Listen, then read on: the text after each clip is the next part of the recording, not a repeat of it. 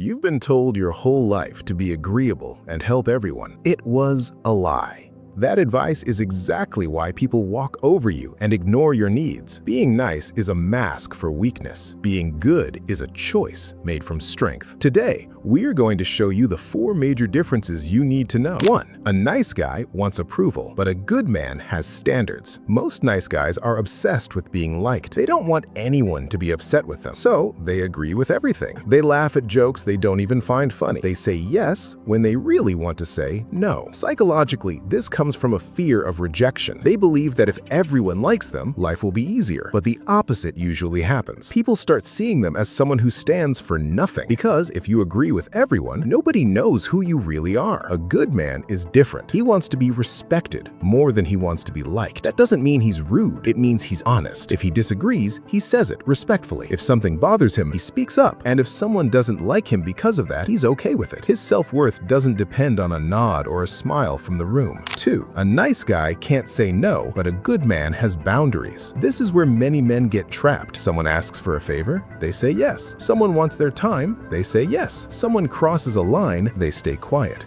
At first, it feels like kindness, but over time, it becomes self-neglect. The truth is, constantly saying yes doesn't make you generous, it makes you predictable. And people tend to value things less when they're always available. A good man understands that boundaries are not selfish, they are necessary. He helps people when he can, but he also protects his time, his energy, and his self-respect. If he can't do something, he says no. Not aggressively, not emotionally, just honestly. Because a man who never says no eventually becomes a man no one respects. 3. A nice guy hides the truth, but a good man says it. Most nice guys avoid uncomfortable conversations at all costs. If a friend is making a terrible decision, they stay silent. Why? Because they're afraid of creating tension. But avoiding conflict doesn't remove the problem, it only delays it. Eventually, all that frustration starts leaking out through passive-aggressive comments and bitterness. A good man handles things differently. He understands that honesty is sometimes uncomfortable, but it is always necessary. If a conversation needs to happen, he has it. If there's a problem, he addresses it. Not because he enjoys conflict, but because he values truth more than temporary comfort.